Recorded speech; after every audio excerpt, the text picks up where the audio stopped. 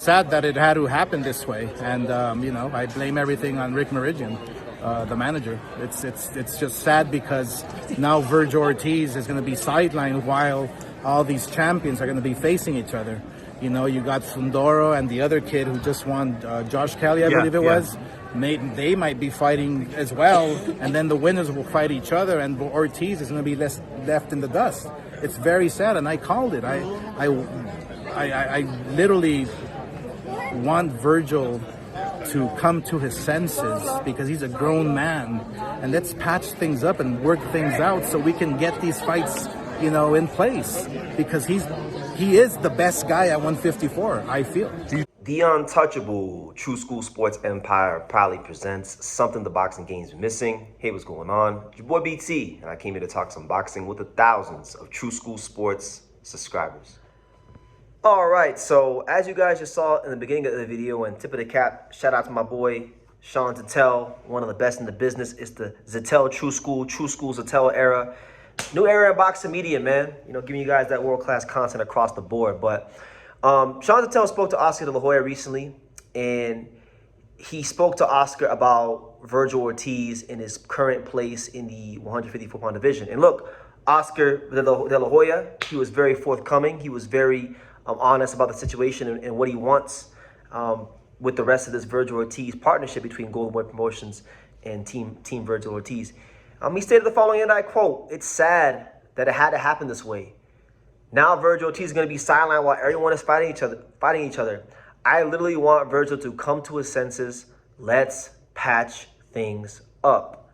End quote. So Oscar de la Hoya wants to work things out. And truth be told, I think that's what they should do. I think Vergil Ortiz should work things out with Oscar de la Hoya, because I know a lot of people in boxing, I know people in boxing say, Oscar de la Hoya, he takes money from fighters, he does this, he does that. And, I'm sure there's truth to that, because, everyone can't be lying. Ryan Garcia and Canelo, not everyone can't be lying about, certain ways that Golden Boy Promotions does business, right? However, at the end of the day, Vergil Ortiz and the Golden Boy Promotions have a legally binding contract, and there were things that Vergil Ortiz did that were wrong, right? Him and Rick Meridian did things that were wrong. And so Oscar had a right to go to court and was proven and vindicated in court. You understand? And now, the guy that all these years, because if you go back on my channel, and I challenge you guys, if you say I'm lying, go on my channel and just go through the archives. Type in Vergil Ortiz, Jerron Ennis, True School Sports. I guarantee you will find videos from 2021, 2022, 4 or 5 years ago about me talking about Jerron Ennis fighting Vergil Ortiz. That was always the fight to make. That was always the rivalry fight to make in the 147 and 54-pound divisions, right? And Vergil Ortiz's team has talked him out of his own legacy fight. They have negotiated him out of his own legacy fight. And now that legacy fight is going to the guy that Vergil Ortiz big-timed in late 2024, which was Xander Zayas. When Xander Zayas was offered the fight, said yes, and then Vergil fought Madrimov, right, which really did nothing for his career.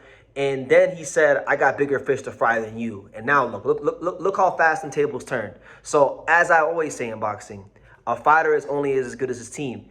And has Vergil Ortiz probably been compensated well for his fights and all these kind of things? Yeah, he's fought in the zone. He's been Golden Boy. I'm sure has paid him well. Sure, there's been no complaints about pay and things like that. But in terms of being in meaningful fights and in terms of self-actualizing the dreams that I'm sure Vergil Ortiz had many years ago when he was a kid and he put those gloves on in the Fort Worth amateur gyms and things like that, Grand Prairie and things like that. He hasn't become a world champion. He fought at 140, didn't fight for a world title. Fought at 47, didn't fight for a world title. And now he's at 54, still hasn't fought for a world title. And God knows how much longer he'll be at 54 because Vergil's a big kid. So he might literally go, we might literally go, Vergil's been a pro for almost, what, 8, 9 years now, something like that. 3 weight classes, all this time, hasn't fought for a world title. And, some of it has been unlucky. He had rhabdomyosis, things like that. But a lot of it, too, is just the team, his team, That's what it is. A fighter's career is a reflection of his habits in the gym, his thoughts in the mind and in spirit, and his team. All those things together. And so if you're not where you're supposed to be at, if you're not, getting what you should be getting out of your career, you miscalculated. There's been some miscalculations, and I think the best course of action for Vergil Ortiz is to patch things up with Oscar. Oscar is a guy that, love him or hate him, he's done right by his people, the Mexican American people, right? He's done right by them. Golden Boy Promotions, the whole damn staff is damn near Mexican American, right? And he's given Vergil Ortiz this platform on the zone to be seen. Think about it, right? Because right now I'm in camp with Angelo Leo, right? Who's legitimately, in my opinion, a great fighter, 2-time world champion, done some great things, right?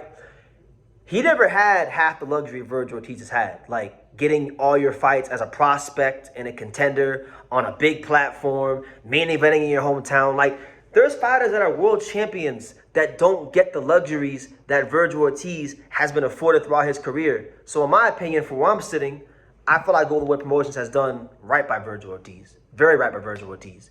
And it's Vergil Ortiz's team and Rick Marigan, who I'm sure is just trying to get the most money for his fighter and do what he feels is right for his fighter. But in doing so, they made some miscalculations, and that's why they're in this predicament in the first place. So, Vergil's gonna have to sit on the sidelines and watch the guy that he was supposed to fight be involved in potentially the biggest fight of the year in boxing between Xander Zayas and Jerron Ennis. And it's a shame, because I've always liked Vergil Ortiz's skill set, his ability, and things like that. But again, it's just wrong move after wrong move after wrong move. So I'm gonna leave it at that. I don't really got much more to say than that. I would fully anticipate in the next year or so that Vergil Ortiz is gonna be a middleweight, because he's a big kid.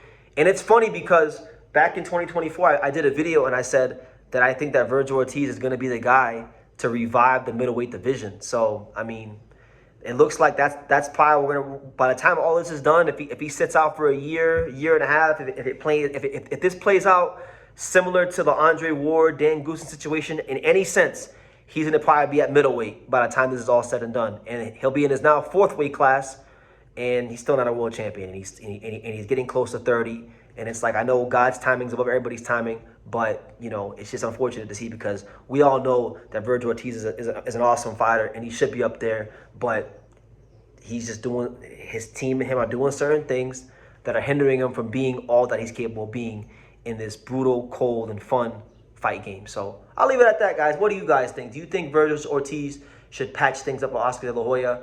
Or am I tripping? Is Oscar in the wrong and should Vergil just, do his own thing and just sit out and not fight and, wait? What do you guys think? Leave your comments down below. Want to say hello? Say hello. Can you say hi, Boxing World? Hi, Boxing World. Can you say True School Sports? Truth? Oh. Can you say True School Sports? Say True School Sports. Can you say The Untouchable? Can you say the home of boxing? The home of boxing.